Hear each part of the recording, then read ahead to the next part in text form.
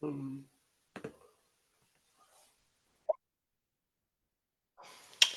evening. Welcome to the 12-Man podcast, first one of 2025. Happy New Year to you all listening, and Happy New Year to my two guests tonight. We've got obviously me, Steve Jackson. I'm the host for the evening. How long for? I don't know. You tell me. You got Mr. John Donovan. He's with me as usual. Evening, John Don. Hello, mate. You okay? Apart from your voice. Living the dream, mate. How are you? Yeah, good. Back at work. Blue Monday today, wasn't it? Apparently, back at work and everything back to normal. Exactly. Everything back to normal after Christmas and New Year. Yeah. Did you have a good festive period? Yeah. Christmas was nice. It was fairly relaxed, fairly quiet. Everything went really smoothly. And New Year, just round the neighbours, and then a good session at Hull, as you're well aware, because you were there with me. I was. We'll talk about Hull. And also with us, a good friend of the show, reporter for the. Is it still called the Evening Gazette, or is it just a Gazette now? Mr. Craig Johns is with us. Evening, Craig. Evening, mate. I'm not actually sure the answer to that question myself, to be honest. I probably should know that, shouldn't I? But hope we're well. There you go. How are you doing? You all right? Yes, all well, thanks, mate. Good festive period.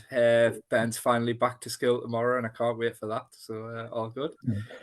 Hey, Craig, it's been busy, hasn't it, for you? 5 games in 2 weeks. It's a crazy schedule, obviously one that we'd always happens every year, but really it's hectic for the players. It must be just as bad for you, all the travelling, all the work you have to do. Are you quite happy that you've got like a week until the next game?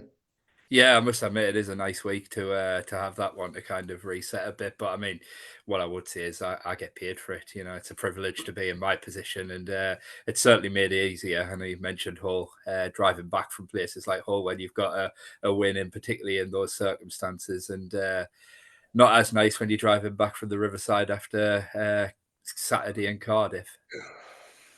Yeah. No, you're absolutely right. I mean, we'll go through both.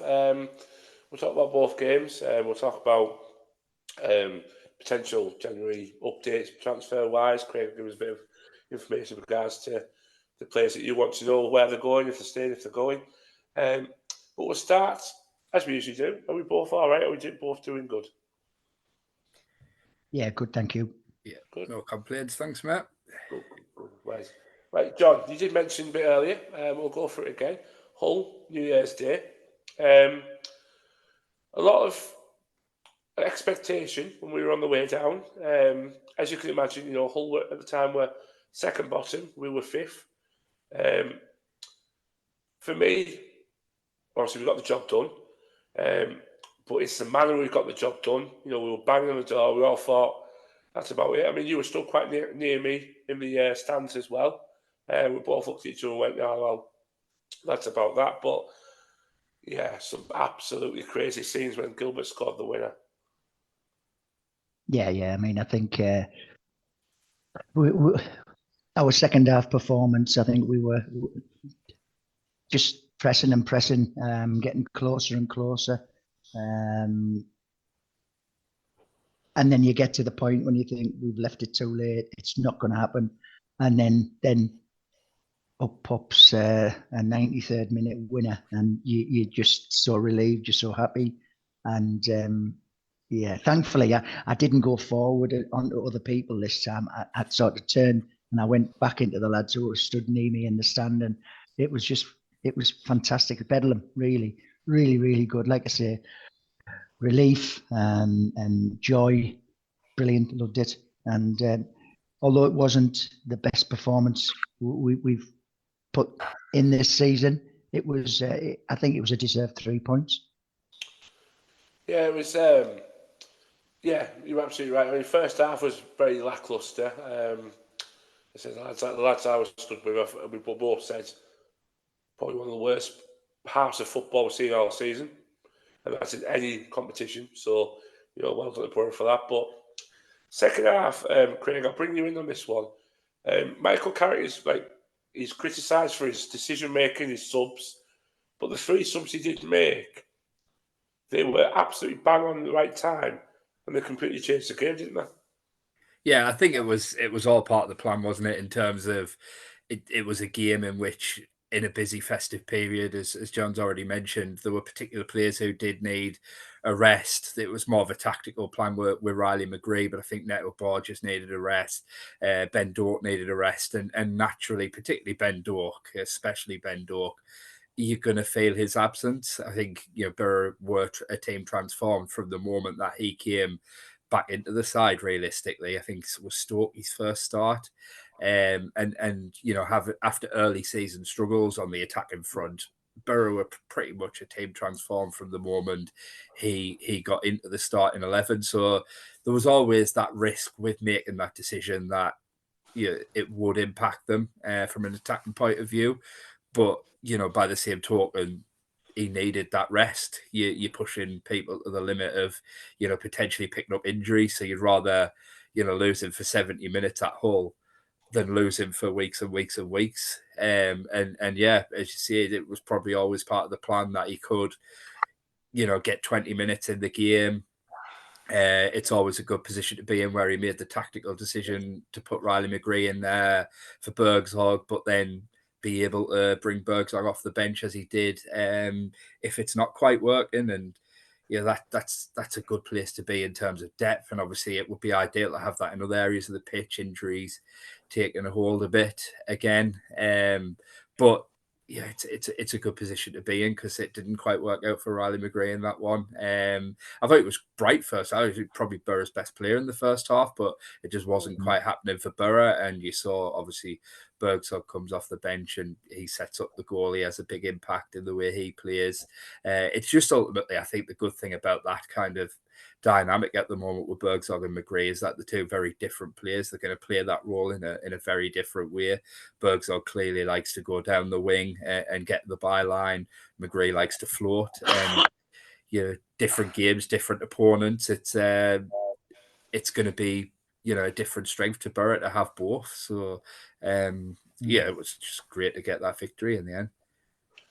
Yeah, I thought McGree had our best chance first half, didn't he? He cut inside and he unleashed a fantastic shot. It was centre of the goal. If it had been 18 inches, 2 foot either side of the keeper, he would have struggled to have kept that out. But I think that was our best effort in the first half, and that was McGree. And Greg's right. As soon as Dork came on, they doubled up on him. They were petrified of him. A couple of them brought him down, deliberately, and got the cards that they deserved. But it changed the game. Yeah, super. No, you're absolutely right. I mean, before I mentioned, obviously, talk a little bit more about the game. Obviously, Craig, you looked across to the away end. Obviously, we were right in the middle of it. What did it look like? Oh, it looked brilliant. I mean, obviously, at the moment of the goal, absolutely brilliant. And then, you kind of have that moment of realization, because it's all kind of in the moment. And, bearing in mind at that point in the game, 93rd minute, I'm kind of finishing off the touches to the match report that has to go pretty much bang on the whistle. So I've got this report ready of, another frustrating draw, more drop points, and suddenly a goal out of nowhere, and you kind of looking up to see it happening, and reacting to the noises of the crowd, and then realizing it's Gilbert who scored it, seeing the limbs in the away end. It's a brilliant moment until you then realise that you've, within 5 minutes, got to completely change your report and the whole tone of it and the whole message of it. But yeah, I mean, that's why we all love football. The moments when you're travelling back pissed off because of what happened at Plymouth, or pissed off at the performance against Cardiff, and people might say to you, "Why on earth do you put yourself through this each week?" You bottle that moment when Alex Gilbert scores that goal against Hull. That's why. That's class. Yeah, there is nothing better in football than a last minute winner. It's just unbelievable, and we've had a few over the years that I'm sure all the listeners will be able to relive, but there's nothing like it. It's fantastic. Yeah, it's one of the moments of being, especially being an away fan as well. It's good being a home fan getting a last minute winner, but to be part of, I suppose, the minority, everybody else around the stadium doesn't want you to get the 3 points in your eyes to pick them up. Oh, it was magic. But one player I want to mention, John Don, is a player that Hull brought on right at the beginning of the second half. Because obviously the position is hot topic for us. Left back Ryan Giles came on. I think they were anticipating Ben Doak coming at some point. I felt a bit like the home game. It didn't really shine as much as Borough fans wanted it to see, because obviously there was a lot of chance about him. Should have stayed at the Borough, things like that. But it wasn't exactly fantastic, was he, in that second half? No. In both games against us, he's been bang average, really. And I remember last season down there when we scored a goal, attacking him down the left, and Isaiah Jones gave him a rough time. So maybe he's not the player that we saw during that loan spell under Chris Wilder. So maybe he shouldn't be a player that we or some of our fans rather are constantly craving. Yeah, he's got to be someone for me we've got to move on from. But before I mention another winner for our charity bets, courtesy of me, not to blow my own trumpet. I'll pose the same question to you, John, that I posed to Craig. Carrick gets a lot of criticism for his decision making, but I say the 3 subs he brought on, Gilbert being brought on, for me on Wednesday, he made the right decisions at the right time. Do you agree? Yeah, well, that's what substitutes are supposed to do. They're supposed to be game changers. Whether it be to solidify and hold on to what you've got, or try and change the game to improve, the team so that they go on to win. And a lot of times this season, the substitutes haven't worked. One that really sticks out for me, and I've mentioned it before, is Watford. We took off Micah Hamilton and Ben Doak after 70 odd minutes, and neither of them were having particularly good games. But as a result of their forays down either flank, it kept Watford pinned back, and they offered very little threat going forward. Watford against us.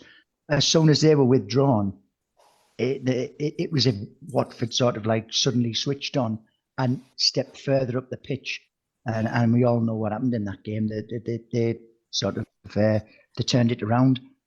So yeah, at Hull, the substitutes made the impact that a substitute should, and yeah, I'll have to give him credit for it.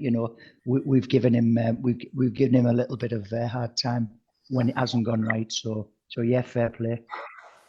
Well, that's it. It's all about giving him the credit when he deserves it. I thought he fully deserved it. And seeing the videos when we were coming out, obviously being pulled out from the police escort, showing Carrick with Graham and Woody and Ledbetter all jumping in a huddle.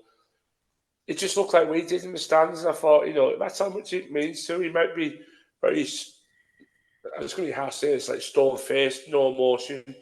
But that moment, he just all out. It was like, thank God for that. I've got it right. Yeah. It's paid Well, off, and I thought for a moment.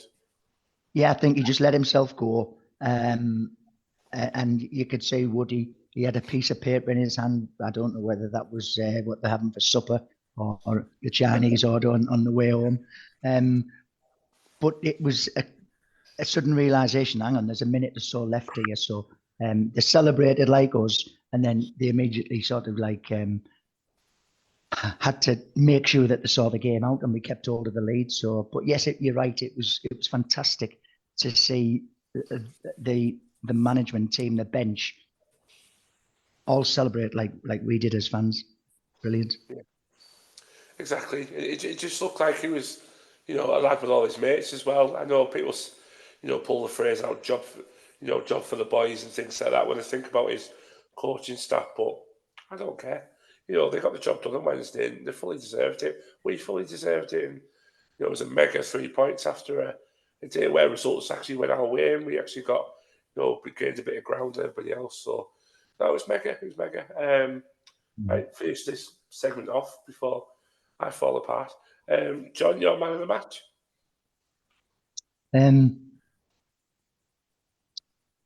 Because there was a few I thought of. Yeah.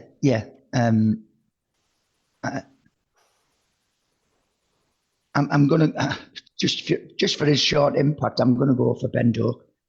I know he was only on the pitch for maybe 20 odd minutes, but he had such an impact in how the game changed that I'll give it to him. Yeah. Craig, did you have to rewrite who you gave your man of the match to when I saw it, or was that just nailed on?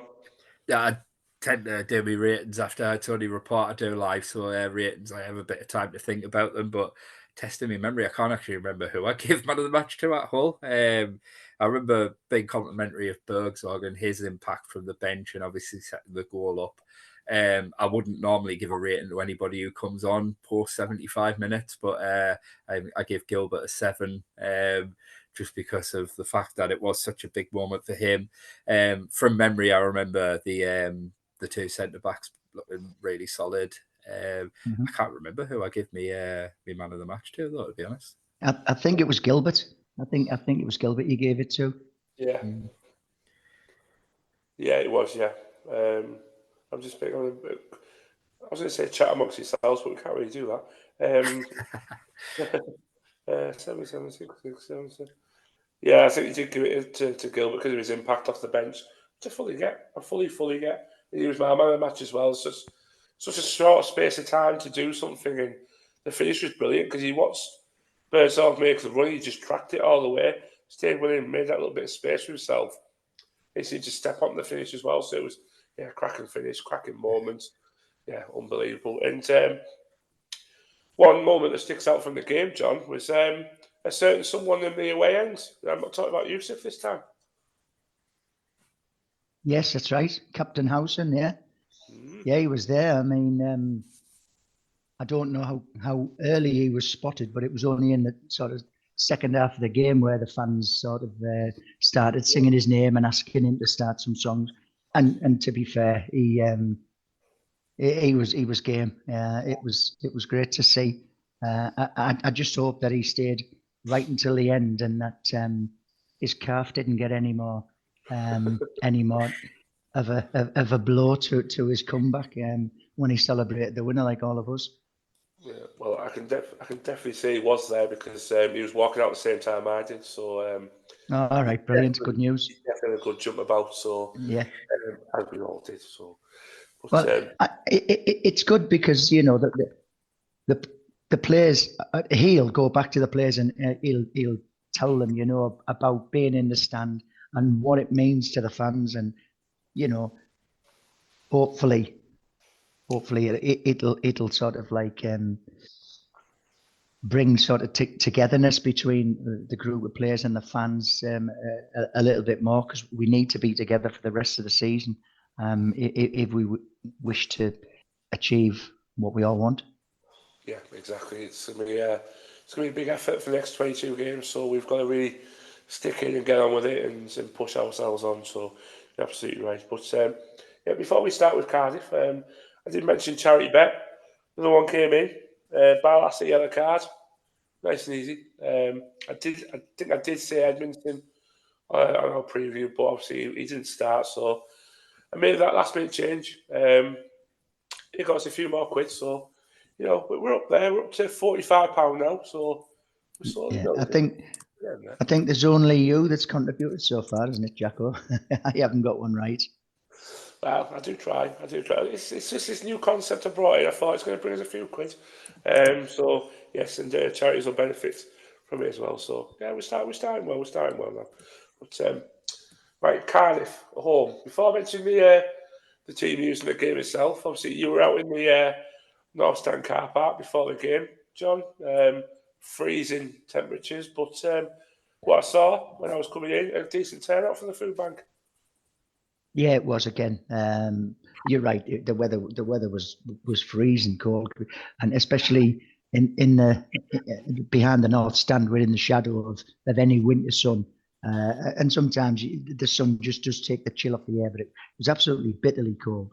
But fair play to Borough fans and a few Cardiff fans that came round. They were on the way round to the fan zone or to the burger bars, and they had a chat. They donated cash into the buckets. It was a good turnout. I'm really pleased, that we can offer this service to help out Middlesbrough Food Bank. Yeah, it's something that we shouldn't be doing. I'll say it every single time, we shouldn't be doing it, but we do, and we are. And I suppose in the introduction as well of being able to text in a donation, you haven't got your change on you, you haven't got your card on you. A simple text into the MSF was it £5? I know I did it, but I can't remember how much I donated. If you text MSF to 70650, it's a £5 donation, and you can do that at any time. So I'll maybe put that on the link when we put this podcast on the different platforms, and we might get a bit more money. Exactly, and if you keep an eye on the platforms as well, when all the figures come out of how much food was donated, how much money was donated, it'll all be there for you to have a look at. And yeah, I can only commend what you guys do. Starting out with the call, because it was bitterly cold on Saturday as well. But right, team news came in. I imagine you were reading it in the car park as you were helping people with the donations and the cash, etc. 3 changes. There was basically the 3 that were brought in that made a big impact. Were you quite happy with that team? Yeah, I was. I was pleased to see Ben Doak start, and obviously Bergzorg, and then Borges was back in. So yeah, I was okay. I was comfortable with the team, and I just thought after the win on New Year's Day, I just hoped everybody would have been galvanised by that 3 points, and everybody would be really, really up for this. And I was expecting another win against Cardiff. Not a convincing win. I think I said 2-0 on our forecast, on our charity bets forecast. But I did expect us to win. Yeah, I think the majority of people going to the side probably expected the Borough win on Saturday. Obviously, Craig, you saw the team come out. You've been in with Michael Carrick, before the games, etc. Teams. One name that keeps sticking out is Senny Dieng. No mention as to why he's out, how long he's out for. Has Michael put any news out about, when can we be expecting him? I know there's a bit of rumours going about that he may be on his way out, but what is the latest on Senny Dieng? I'm trying to think when it was that he last updated. It might have been post Hull. But essentially, he's not able to give a date exactly on when he's back, because what he said is he's got an issue with his hip flexor. And so as a goalkeeper, that's obviously limiting his movement and causing a bit of pain for him and aggravation at the moment. Obviously, as I say, as a goalkeeper, that's probably the last injury you want, because you need that kind of agility and ability to spring, which he won't be getting at the moment. So, on update, last update, he was hoping it wasn't going to be too long that he was out. But it's one where he's always kind of cautious, not to give in on information when it comes to injuries. But if that is the case with Dieng, and it is a hip flexor that's causing pain, I can understand why it's difficult for him to give an exact time frame of when he's back. In terms of his future and what does it look like, I think it would have been an interesting conversation a couple of weeks ago before Saul Bryn's injury. Would Dieng want to be staying around when Bryn's effectively moved ahead of him in the pecking order? You'd imagine potentially not, if there was a move in the offing there for him. I think now with Bryn's injury, obviously Bryn's probably going to be out until back end of March at the earliest. I'd imagine Borough would have to think carefully about that, and if there were to be any kind of interest and an offer in Senny Dieng. I mean, I'm sure if it was a financially kind of lucrative one to Borough, one that they'd make a profit on, it probably would make sense, because I would imagine that even a short-term Premier League loan to tie them over at the end of the season with Tom Glover there, and I think he has his good points and his bad points, Tom Glover, but he's a perfectly capable goalkeeper. I think he's proven that in the last few games. So I think potentially a Premier League loan. What I wouldn't imagine Borough would do if that was a scenario they were in is make any kind of long-term signing. Because I think you've got Saul Bryn there. He's out for a couple of months, but that's it. And you don't want to kind of bring somebody else in who's going to cost a fair bit of money to then kind of stand in Bryn's way, because everything you hear about Saul Bryn from people inside the club is how excited they are about him, and how high his ceiling is.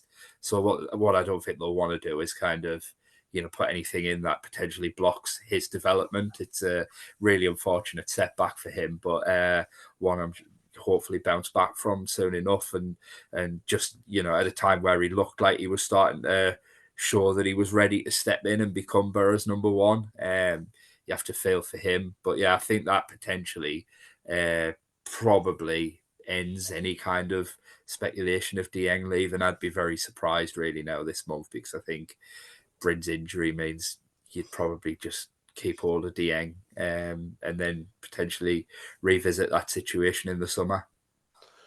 Yeah, no, I agree with that. I mean, there's a couple of players I'm going to ask you about once we've talked about Cardiff, but what I thought I'd better mention him now. Obviously, with the changes coming in, the short term between each game over the Christmas period. Aidan Morris, I know a lot of fans have been asking the question about Aidan. Has Michael gave any indication about how close he actually is? I know he's running, he's actually on the pitch now, so is he getting close? Yeah, so it sounds like it. I think if it was an important game on Saturday, I think he'd potentially be back in the squad, and that's like to say. I mean, he might be back in the squad on Saturday. I think he's certainly getting closer to that point. But it was interesting asked about it after Saturday's game against Cardiff. Carrick essentially said, we've got the whole season to think about. I'm not going to rush anyone back for this game. I think that said a lot about his kind of, how he views the FA Cup realistically this season. I think we all know it's not a priority, and Borough are not going to go in with any other mentality than trying to win that match. But in the case of a player like Aidan Morris, who clearly has a longer term role to play for the rest of the season, you're not going to rush him back and risk him too early. You might as well just give him that extra week to be hopefully back proper for Portsmouth. But if he's in a position where he probably could maybe comfortably come through 10-15 minutes on Saturday from the bench, that surely can't hurt him. If they're certain that it wouldn't be a risk, then get his match sharpness back up. But yeah, I think it sounds like he's very close, and Marcus Force as well. He was back in training. He had one training session just before Hull. So I had a sneaky suspicion. He said it would be too soon and there wouldn't be any changes or returns for the Cardiff game. But I had a slight suspicion that Marcus Force might have made the bench. He didn't in the end. But again, that's another one like Morris, where if there's a chance he can come through relatively risk-free of 10-15 minutes on Saturday in the Cup, then it's probably an ideal chance to do that and get the match sharpness back up. No, absolutely. And two players you mentioned there, John, that once they are back, towards the squad, two massive players, especially Aidan Morris. I think since he obviously was out before the Oxford game, I think we have missed him big time in the middle of midfield. Yeah. Obviously, with both him and Howson being out, that's a little bit of steel in the middle that we are missing. And I agree with Craig. And if the sentiment in the club is don't take chances, I'm 100% behind that, because although I want to win Saturday, I don't want us to disrespect the world's best cup competition. I would not take any chances with players returning from injury. Well, to be fair, I don't think we can disrespect it as much as what the game are doing at the moment, taking away replays, taking away bits and bobs. The magic of the cup is starting to disappear. It has, but I don't want us to sort of follow suit. Let's keep our priorities and respective competitions. Let's keep that intact. If others fail to do so, then that's down to them. Exactly. And if we can get through, you never know. We might have a shot at the Barcodes next round. That'd be good, wouldn't it? So, there's always that. There's always that. It's only been 15 years. Yeah. Give us a chance. But one thing I know you wanted to mention before kick-off, John, but his introduction of the Memorial Match Day. All the people that were on the big screen, that we sadly passed in 2024. I thought the club dealt with it beautifully. I thought it was a lovely memorial to them people. Massive respect to the families as well. Shows them that the club thinks about the fans just as much as anybody else. And I thought it was very well done for the fans, for everybody all round. Yeah, it was. I mean, it's if it's going to be a regular occurrence of the first game of every year, then brilliant. Yeah, I think it's a fitting tribute. I mean, there's always requests for applause for players. For fans who've passed away on particular minutes of the game, which is great and which is respectful. But I just think that that what the club done on Saturday was very fitting. I thought it was well presented and well received by both sets of supporters. Yeah, I thought it was fantastic, to be honest. It was lovely done, and obviously I imagine Craig, you were watching from the gantry as well, reporting it. First time Borough have done it, but I think it's something that they're going to have to stick with because it was so well done and so well received, wasn't it? It was really really well done. I'd echo everything John said there. I think it was a lovely kind of montage video that they put together, and it was well respected throughout, from both sets of fans. And I did wonder when they did the video at like 15 minutes before kickoff, where they went through the pictures of every fan, which was really touching. I did wonder because then I knew there was the minute's applause coming just before kickoff, and then to just have the names at that point up on the screen, really nice touch as well. And it's a family ultimately, isn't it? A football club. There's so many, every name, every face, every picture that was up on that board on Saturday have played their part in some way or another of the Middlesbrough Football Club story. And so I think it's only right, as John says, whether it's the first game of every calendar year, the last game of every calendar year, however they decide to do it moving forward, it's only right to kind of honour and pay respects to those people. Absolutely. You hit the nail on the head there. It's not just a football club, it's a family-oriented football club. We're all in it as one. We all say, every one of them is one of our own. And I felt that little montage, would be fitting of the whole occasion. It was really lovely. It was lovely to be in the stands to see it as well. So, and see so many names that you recognise, the pictures that you saw, the people you've seen around the grounds that obviously no longer here. So yeah, it was lovely. It was a lovely touching start of the year, the calendar year for the Borough. So well done to everybody who organised it. But so game started, John, we got stuck into them pretty much straight away. Created a couple of chances, and the goal came from a familiar outlet from Ben Doak, and the finish. I thought the finish was absolutely brilliant. It wasn't even thought about. It was stepped upon, a bit like Gilbert's goal against Hull, and there was just no chance for the keeper. Well, no. I mean, Latte he knew that he had to get to the front post to meet the cross. It was perfect, and he just sort of right foot, side footed it home. Brilliant start for us. At that point, I thought we could possibly go on to a comfortable victory. Yeah, same, because it wasn't like it was the first chance of the game. We had a couple of opportunities, but the two people I mentioned there, Craig, obviously Ben Doak, Latte Laugh. I'm going to ask. I'm going to, because people are going to be asking the question. A lot of chat about them both. One, because of his agent being a know-it-all, and one because a lot of clubs have obviously seen the interest coming in. That's Crystal Palace just had a 60 million bid turned down. I think they're going in for a second goal. What's the latest you've heard about Latte Laff and Ben Doak? So the latest is that there's no change, nothing different as of right now, and Middlesbrough just essentially monitoring the situation and seeing what happens. They've gone into this window in a strong position and able to kind of prepare for any eventuality, if you like. There was always that realism of this could happen. Ben Doak's form this season at Borough will naturally attract Premier League attention. I think what's surprised me is that it looks like if anything does happen with Doak, it'll be a permanent transfer. It'll be Liverpool selling him. I had visions that they might have recalled him to send him on loan to a Premier League club, because everything I've seen of Ben Doak this season suggests that he can be a future star. And I can't believe that Liverpool seem willing to let him go permanently.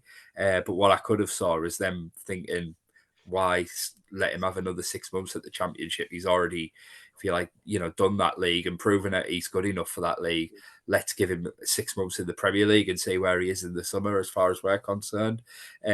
Whether or not it's PSR inspired, we all know the kind of, influence that had on the summer transfer window for many Premier League clubs. It could be that, I don't know, but I'm very surprised that, albeit it'll take a big offer, I'm very surprised that it looks like that if he does leave Borough, it'll be because somebody meets their valuation to buy him permanently. But as it stands, he remains a Middlesbrough player. Middlesbrough obviously closely monitoring that and have people in mind should it happen. But obviously they want to keep him. But the Doak situation's completely out of their hands. Ultimately, it's a case of waiting to see what happens. I think in Borough's favour is the fact that Liverpool's valuation is reportedly 30 million. That's coming from a lot of reliable people from the Liverpool end. So I would trust its reliability. And at the moment, it sounds like Crystal Palace are trying to pay 20 million guaranteed and adding a few bonuses on, which take it close at the 30. That still seems short of what Liverpool want.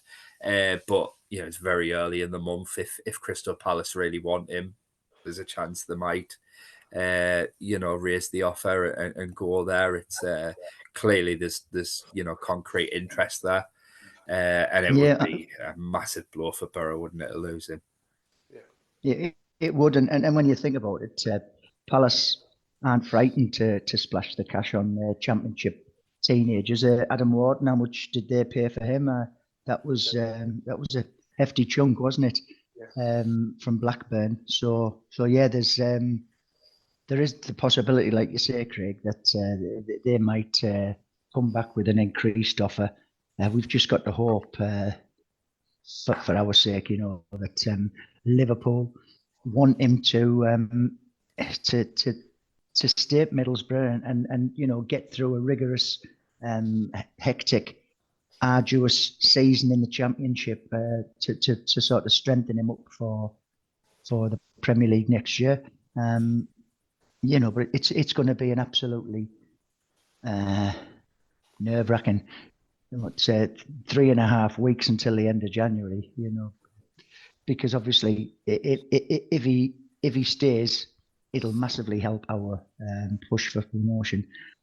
And if he leaves, then obviously we've got to deal with that, and it'll be a massive blow. Yeah, no, you're absolutely right. It's it's a difficult one, isn't it? But I think the advantage is, Liverpool think of him so highly, and obviously they've got a situation themselves with Mo Salah. I think they're seeing him as the long-term replacement as well, aren't they, for Mo Salah? I'd have certainly presumed that personally, but yeah, I mean, the noise is coming out of Liverpool at the moment is that Slot's told him that he has no long-term future at the club, which is the part of it that I find completely unbelievable. Because he looks to me like a star of the future, as far as I'm concerned. Everything I've seen. Yeah, well, he's not only done it with us; he's done it on an international stage, hasn't he? He's excelled for Scotland. So yeah, at 17, massive potential. So we'll just have to wait and see. Yeah, absolutely. And Latte Laugh as well. Obviously, we mentioned him. Last we all heard West Ham were having a sniff. Obviously, Bourne's now broke a bone in his foot, so they're without a striker and kind of need a replacement. What's the latest on him? Yeah, so as it stands there, last update I had, Borough hadn't received anything for Latte Laugh at that stage. There was reports towards the end of last week that Leicester had come in, but there was nothing in that. And I mean, I think you could judge from that pretty quickly that was the case. I think the report said £12 million, which Borough turned down 20 from Ipswich in the summer, so there's absolutely no chance that they're going to be accepting 12 million this month. They really want to keep him. Of course they do. It'd be big for the promotion chances to keep him. He moved to 10 goals for the season on Saturday against Cardiff. So, that emphasised his importance again. But, I think there's a realism there again that if an offer were to come in that was northwards of 20, I don't know the exact kind of money that they want, the exact deal, but it would have to be more than 20 for certain. The financial position that the club's in, as well as the new model that they're operating in since bringing Kieran Scott in, all says that, that has to be taken seriously. And I think, the flip side of it, while it would be a blow to lose Latte Laugh, I think when we look at what the recruitment team have done in the last couple of years, in terms of the players that have come into the club, if 20 odd million comes into the club now, I think we can look at it, spin that the other way and say, what are they going to be able to do in not just this window, because he definitely will need replacing, but also in the summer window, with that extra money to be able to spend. And that's, as I say, that is the model. That's when you look at how Brighton did it, when you look at how Brentford did it. They had to lose big players along the way, and they were happy to do so because they were confident in their scouting and their recruitment to ultimately, find in most cases better replacements. But naturally, middle of a season, Latte Laugh's in good form. He knows the club. He knows the way that Michael Carrick wants to play. He's scoring goals. There's a connection there with supporters, etc. It would be disruptive to lose him, even if you get a big chunk of money and bring a good player in. That player's still got to come. Connect with his new teammates, learn the way of playing, potentially learn the championship if it's a player coming from elsewhere. So yeah, it would be disruptive, I think, to lose Latte Laughs. I think the preference would be to keep him, but ultimately Borough have no control of what Premier League clubs are going to do and whether they do ultimately come in with an offer that would be matching their valuation. It's interesting because they mentioned the Leicester reporter last week, which ultimately had nothing in them, but they came at a time when West Ham were being linked with Evan Ferguson at Brighton, weren't there? And it's interesting that suddenly then out of nowhere Leicester popped up, having never previously been mentioned. So at the moment it doesn't seem like much is happening, but still plenty of time in the window, and clubs get desperate. Strikers are hot property, particularly in the Premier League. They will throw daft money at things if they feel they need something. So it's another kind of watch the space. But as I say, from what I'm told, is that Borough have targets in mind. Should anything happen anywhere this month, they have targets in mind, and they'll be ready to move should they need to. No, absolutely were right. any? Yeah, sorry. Sorry there. Were any targets? Obviously, I don't expect specific names, but were there any sort of targets that you were given any clues on? Position wise or anything else? No, so I mean those type of things the club would naturally want to kind of keep as kind of private as possible. But I think when you look at Borough's squad now, obviously it's full. That's the most important thing. To kind of bring anybody in, you're going to have to find a space in the squad for them. And I think what they want to avoid is kind of bringing someone in without letting someone go, be that on loan or a sale. they've got that situation. We're in that situation now with Matthew Hoppy, who, currently isn't part of the 25-man squad, but remains a player that Borough are paying a weekly wage to, even though there's absolutely no chance he can play for the first team because he's not registered in that squad. Obviously, Alex Bangura is in that situation too, but he's a long-term injury, so that's different. And they won't want to get into that situation any further. We mentioned the financial kind of side of the club. It's already a day-to-day loss-making club, as most Championship clubs are. They won't want to add to that further by adding unnecessarily to the wage bill and paying a player a wage when he's ultimately unable to play. So I think this month, that kind of positional sense of where they want to strengthen, I think it'll be very much a case of who goes. So I think it's if there's an opportunity to sell a player, or if not an opportunity, but Ben Doak leaves, I think it's potentially going to have to be a forward that comes in because he'll need replacing. If Latif leaves, it'll be a striker because he'll need replacing. And then, as I see elsewhere in the squad, you're looking at, maybe could to get. He's been important this season, but he's got 6 months left on his contract. If someone came in for Dijksteel, they'd need another right back, but it would make business sense because he's only got 6 months left on his contract. If someone came in for Dan Barlaser, that would be a potential to strengthen your midfield.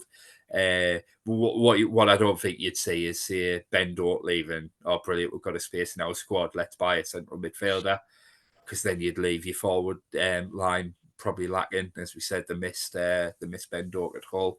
So I think it's going to be that kind of jigsaw domino effect, like for like replacements if there is anything happens in the month. Yeah. What about Isaiah Jones? I mean, there's been sort of social media talk about him not being happy with regarding the lack of game time. Is there any truth in that? Do you think he may move on, or what's your thoughts? Yeah, it's an interesting one that came from nowhere, came unexpectedly. I mean, I've got to say, I mean, when I see Isaiah Jones plays, he's having a difficult time. There's no doubt his confidence is hit, and although I thought he did well when he came off the bench on Saturday, actually, I thought he added something in the Cardiff game. But yeah, I mean, you could understand that he maybe isn't happy with his game time. That probably isn't a surprise. But one thing I'd say about Isaiah Jones is around the place, in terms of behind the scenes at the training ground or whatever. If you bump into him at the training ground or at the club, he always seems happy. He never seems down or anything like that. And although he looks lacking in confidence and isn't perhaps having the impact he'd want on the pitch, I don't think it's ever an issue in terms of the effort he's given. And I think quite often when you see him come off the bench for Borough this season, it's late on in games when they've got something to protect. I think that's because Michael Carrick knows he will work hard, he will track back, and he will do the defensive stuff. So it's a strange one, but equally I can understand from his point of view if it is the case that he does perhaps want to move elsewhere and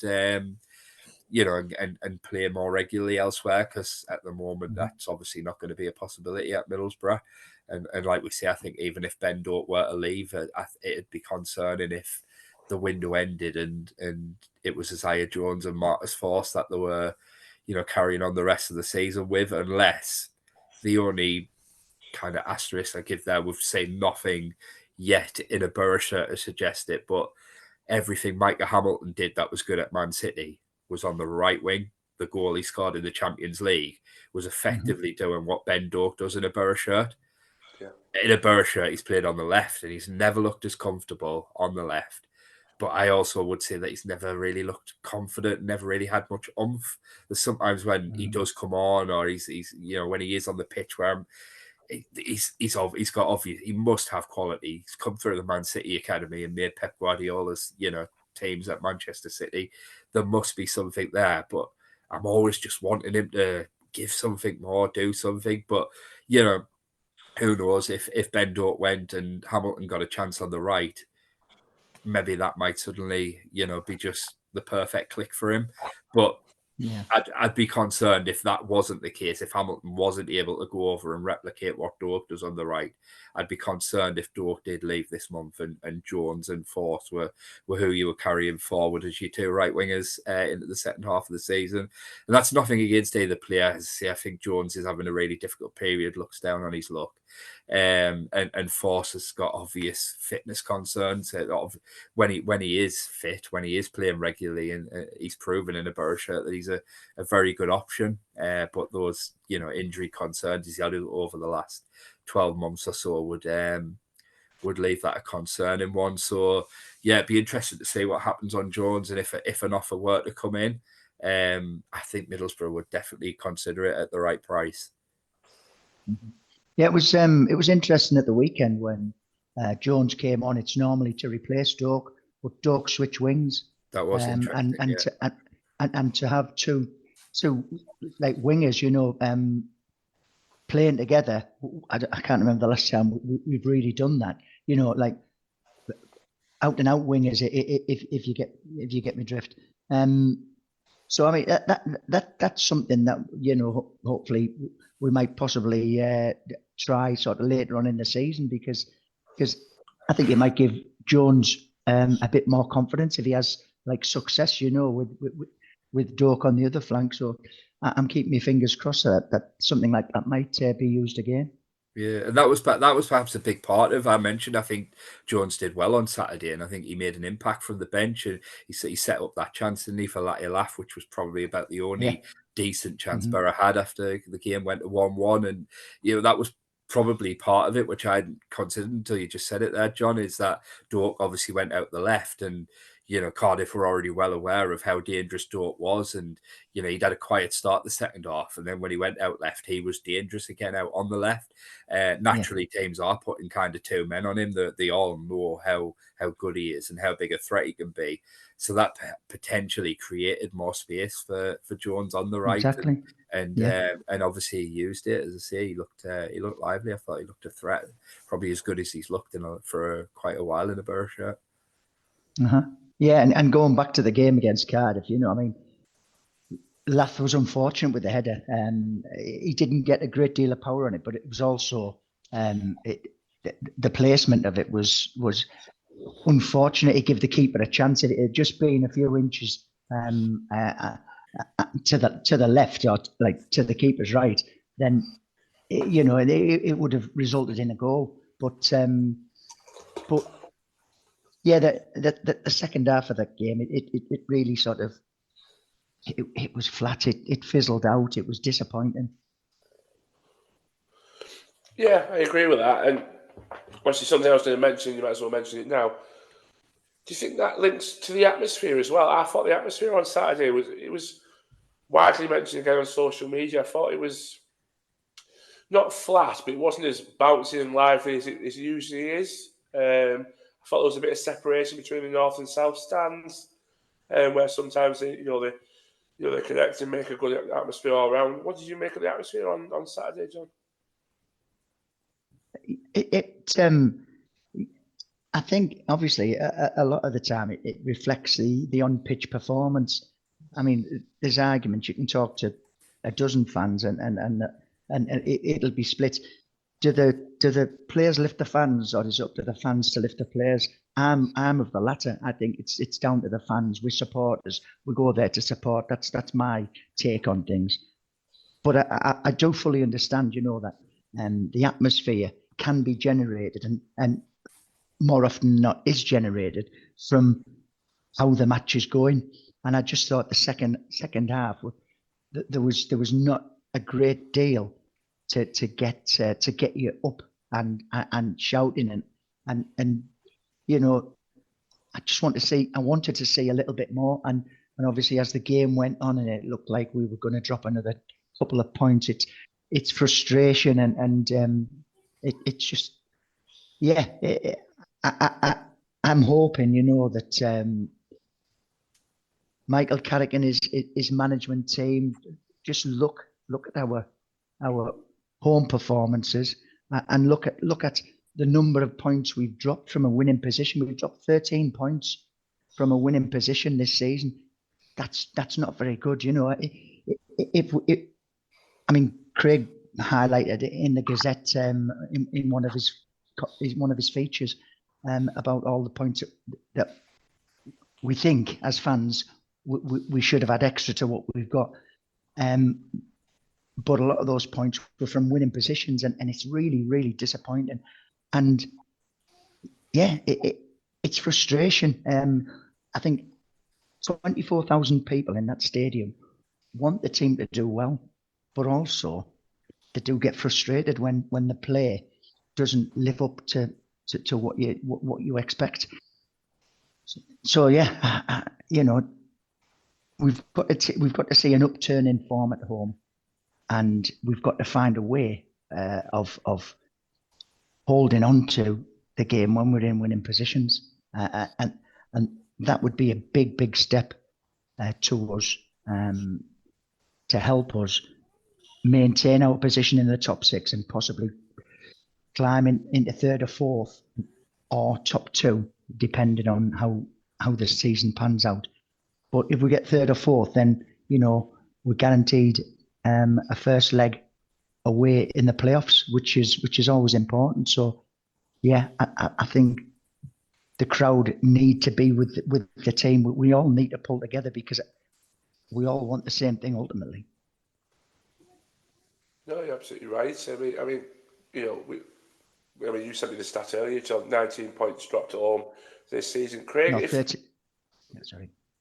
no, Sorry, you're right. Yeah, at home, yeah, but 13 from a winning position throughout the games we've already played. Yeah. Yeah, but Craig, if we sit here in May and it hasn't gone as we planned, you know, 19 points dropped at home all season. Sure, that's one of the big, massive factors we look at and say that's the one of the big reasons why we didn't go up this year.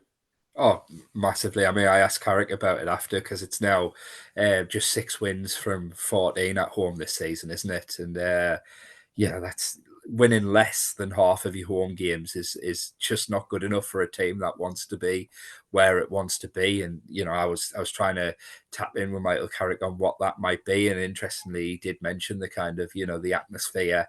I think he was already a bit you know, frustrated about it in that match on Saturday in particular. And I think not just the fans, but it was interesting that he did mention it. He wouldn't normally mention atmosphere and things like that, I don't think. One factor that I think you kind of discuss when talking about Saturday's game. I don't often like to criticise referees. I think they've got the hardest job in the game, and without them, you know, we wouldn't have a game. But dear me, that was one of the most diabolical refereeing performances I've seen in a long time. I don't think there was any major decisions he got wrong. There wasn't any kind of, you know, decisions where there would have potentially been game changing, but just the amount of decisions which just they had no kind of consistency to them or anything. It didn't look like there was any sort of grip or control of the game from a referee's point of view. It was that, you know, John mentioned there about, you know, atmosphere, and I think every game without fail at the start of that match, there's a good atmosphere and there's a, you know, a willingness and a want to get behind the team on the pitch.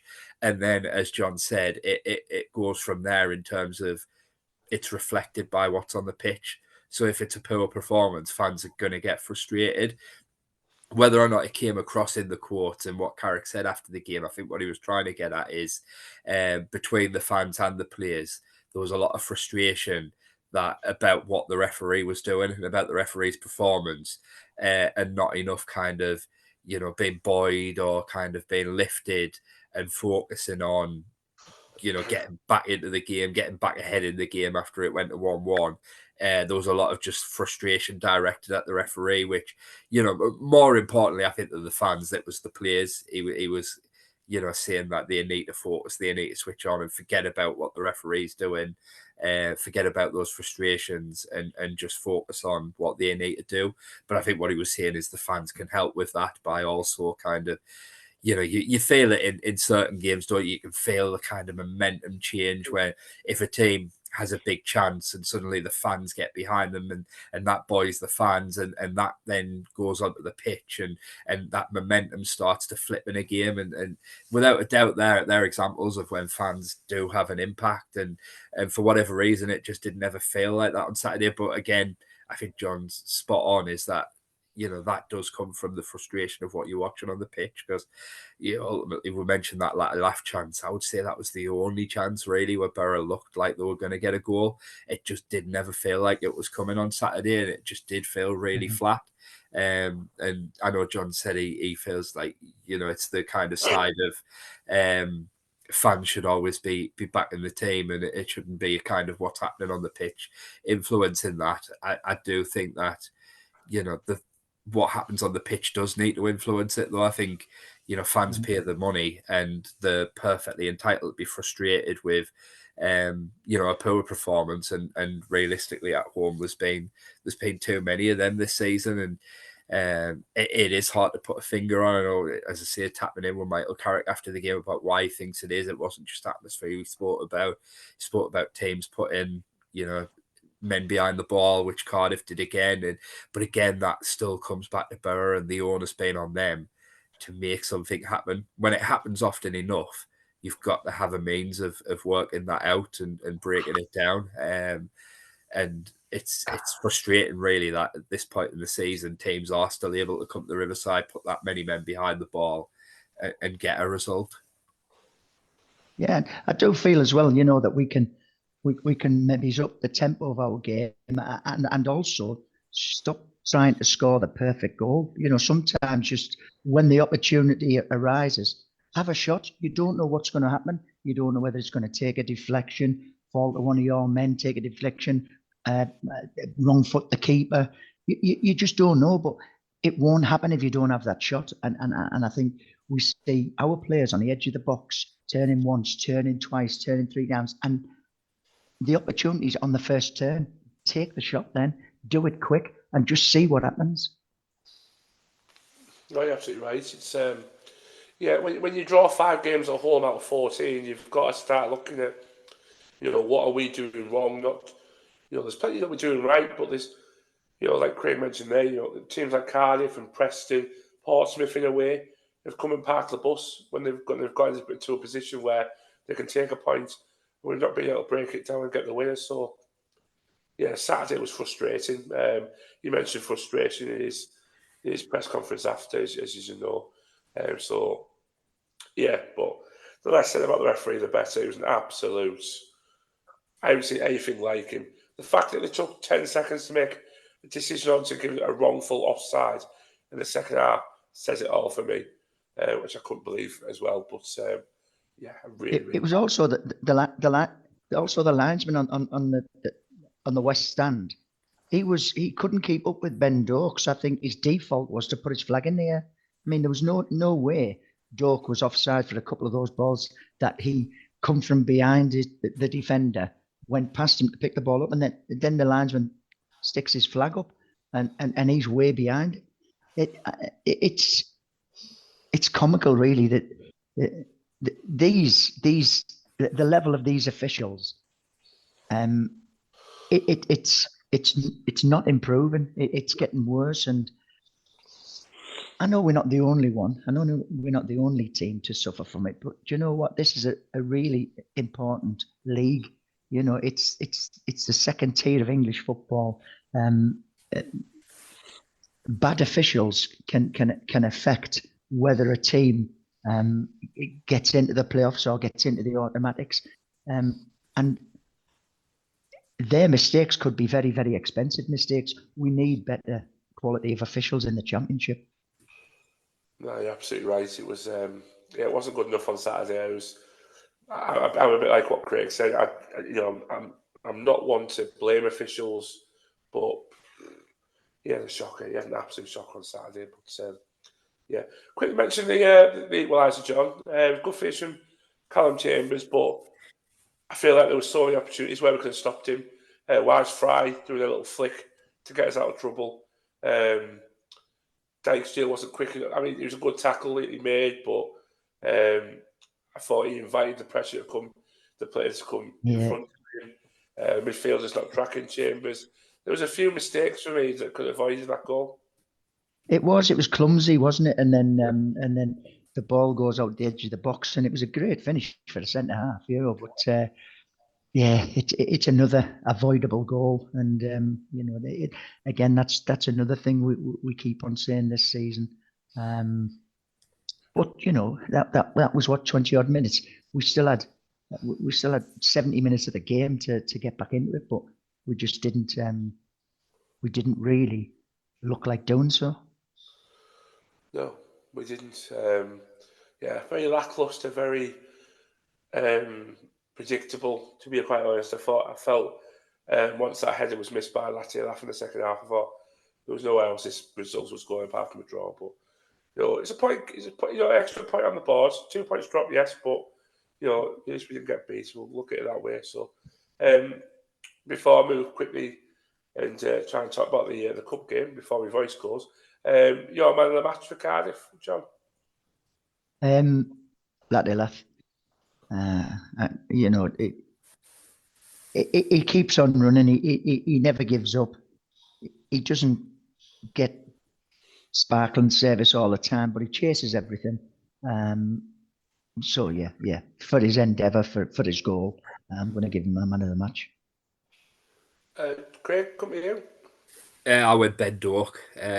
Similar thing to John, where I just felt he was the one attacking player who had something about him. And I think in a month when we're talking about will he, won't he still be at Middlesbrough, I think he emphasised in that game just how important he is. Yeah. Unfortunately for us, he did emphasise how good he is, and I thought Ben Doak was probably the star on the pitch. Created a lot of chances, created a lot of opportunities for Borough on both sides as well. Good to see him on the left-hand side for the last 20 minutes or so. So gives us a bit of a extra going our attacking armour, so it was good. But right, cup game. We'll quickly mention the cup game because obviously Craig mentioned it, John, about Carrick's approach. He's not going to rush players in. Are we looking for a position where we don't want to do what we did against Stoke and go 2-1 way and get absolutely battered and just keep it in the middle, maybe make a couple of changes, or do you want to go full whack and show the competition its full respect? Well, I want to win the game. Like I want to win sort of every game that Borough take part in. I think we can still field a strong team, even with quite a few changes, But you've got Alex Gilbert, who good start. You've got Riley McGree, Lucas Engel. I don't want him to risk Force or Morris. But then you look at like the other players that can come in, George McCormack. You can have Law McCabe, Finn Cartwright. There's I don't know, there's 6 or 7 players that can come in. So I don't want to see wholesale changes, but I still think we can give certain players a rest and still put out a strong team that can win the tie, because that's ultimately what I want. I mean, we've got a full week to prepare, and then we've got a full week to prepare after that for Portsmouth. So during that time, rest and recuperation for our key players, and I think we've got enough in the squad to be able to put out a strong team that can hopefully get through to the next round. Yeah, absolutely. Are you the same persuasion, Craig? Just keep that balance quite well balanced, I suppose. Yeah, I think so. And I think it helps that, there is no midweek games either before or after it. So, you kind of look at it and thinking, well, they're going to get, good rest before it and good rest after it. So that'll probably be a factor. But I think, there'll be players within that who, could probably do with the minutes in the legs and other players. I think Finn Azaz has probably looked over the festive period that he could do with the same kind of rest that Ben Doak was able to have at Hull. And as you see Alex Gilbert knocking on the door, it would be nice to just see him get that opportunity anyway. But then you look throughout the team, Edmondson and Clark haven't started the last few. That's a solid centre-back partnership. Engel did, was steady enough at Hull. So, on his kind of coming back from injury, another decent opportunity to get him some minutes. With Morris and Howson's kind of situations in mind, Barlasser and House and Hackney have had to play a lot of football, so perhaps it is a decent opportunity to get Law McCabe a game as well. He's obviously somewhat another one from the academy who's really highly thought of and who, they believe can have a really big future. And I know he's had a couple of games since then, but when he started against Watford on the last day of last season, and again, a bit of an asterisk next to that one, it was two teams who had nothing to play for in the last game of the season. But I thought he handled that occasion really, really well against, Watford have always had a really good kind of, athletic midfield, and he handled that occasion really well. So potentially nice to see him get, a bit of extra time. You've got Riley McGree or Hamilton can potentially play on the left if not Bergzov, but McGree and Bergzov have rotated quite a lot over the festive period, so no fatigue issues as such there. But then potentially another chance to rest Dork as well, and hopefully touchwood keeping him fresh for the league and not stopping him being cup tied for somebody else. And with a bit of luck, hoping that Isaiah Jones can come in and kind of build on, as we see, a positive cameo against Cardiff on Saturday and maybe start to rebuild some of the confidence because, let's be honest, for the last probably 2 years, really, I know there was some off-field issues, but he's looked such a long way off that player who initially broke through at Borough when, at that point when he first broke through, he's playing wing back for Wilder. He was effectively doing what Ben Doak's doing this season. He just attacked the wing. He beat his man time after time. And we don't see that enough from Isaiah Jones now when he is on the pitch. But there were occasions on Saturday when he did do that again. I'd love to see, even close to that Jones being back, that kind of fearless start that he had as a Borough player. So, potentially an opportunity in a game of without being disrespectful to the competition, of less significance because of its priority to Borough. It could be an ideal opportunity for him as well. But as you see, running through that, Clark, Edmondson, Engel, McCabe, Gilbert, Jones, McGree, Bergzog, Hamilton, whoever it is, that is not, you're making a lot of changes, but you're not putting out a weak team by any means. Yeah. What who would you have as your main forward on Saturday? Because obviously I don't think we'll play Latte Laugh. One for the reason that we need him for the league, more importantly, but the club also might think about his value if he's cup tied. That might be a thought that goes through the minds. So would you have Bergzorg as your main sort of centre forward, or what other option would you choose? Yeah, it's an interesting one. I think Latte Laugh will just start, and I think I'll go back to when I said that obviously there's no midweek games before or after, so I don't think there's an issue there in terms of fatigue as such. I completely understand where you're coming from as well, in terms of for both reasons why you wouldn't. I think in that situation, it would probably have to be Bergzorg, wouldn't it? I think he's the only realistic alternative at the moment, unless you went to a young player. Sonny Finch, obviously back from MK Dons now, would be a potential option. AJ Matthews, or another really bright young player from the academy. But I'd be surprised if it was a decision like that. I think if you weren't playing Latte Laugh with Conway out, it would have to be Bergzorg, wouldn't it? But I think he'd play Latte Laugh. I think more than anything, I think if you leave him out, it creates that storyline. Of course it does, yeah. Are you leaving him out to not cup tie him? And I don't think Carrick will want to do that. Or want to, have to sit in front of my ugly face on at 5 p.m. and have me asking him that question. So I think he'll just be in personally. Yeah. Right, good. Well, I hope so. Yeah, I think he'd be fuming as well if he sat there at 5 o'clock considering the game's at 12. So. Oh God, yeah. I'm glad you reminded me of that. Yeah, that's a long Q&A. Oh God, I'm glad you reminded me of that. I'll have been rocking up to the Riverside at about 12:30, and the game kicked off at 12. But no, you're absolutely right. It's been done by fans before. Don't worry, Craig. I did it. I did it. Can you remember? Was it the last game of the season? Was that an early kickoff at Preston? I don't know if it was that one or whether it was definitely a game at Preston. But I remember doing all my timings of when I needed to set off, etc., as though it was a 3 o'clock kickoff, but it wasn't. It was a 12:30 kickoff, and I had to A69. A66, and I had to belt it up there to get to Preston in time. And just about got there for team news an hour before kickoff, but I'd done all my timings for a 3 o'clock kickoff when it was a 12:30 nightmare. What was your phrase you used when you suddenly dawned on you? I'm not sure I can see it on the podcast. Don't repeat that. Yeah. Oh God! I tell you, it's a couple more so this season. I kind of there's that many games getting moved. I find myself just doubting myself every week.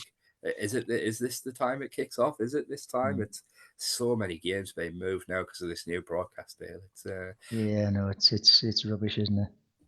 Anyway. No. It benefits the fans. Don't let them tell you otherwise. Absolute crock of you know what. But yeah, I think Carrick's going to try and avoid potential. What happened against Stoke. He made too many changes, and it went very, very wrong, didn't it? So, but with that in mind, John, I'll come to you.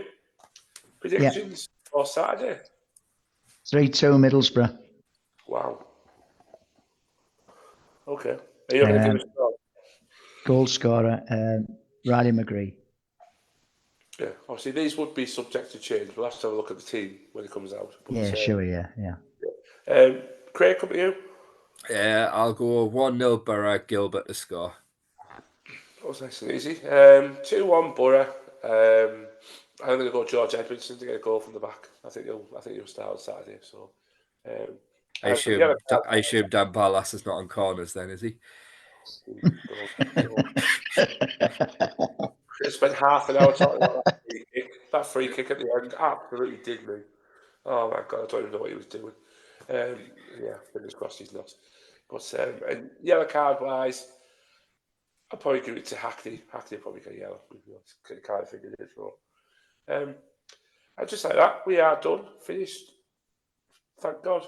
My voice has just about made it through. So, John, thank you very much for popping on, as usual. I'll see you on Saturday, nice and early, 12 o'clock kick-off. Yeah. Craig's dropped me off. Well, 12. Craig, thank you very much for popping on. Always a pleasure having you on. We'll get you back on towards the end of the month when everything's calmed down with the transfers and we know who's going to sit where and stuff like that. So, yeah, really appreciate coming on, my man. Yeah, always enjoy it, lads. Thanks a lot. Always, man. And cheers, Craig. And you people that listen, thank you very much for listening, liking, subscribing, commenting, getting involved. Here's hoping 2025 is successful for us and the borough as it is, in 2024. So bring it on, be seeing you, up the borough. Ta-ra for now. Cheers, lads. Up the borough.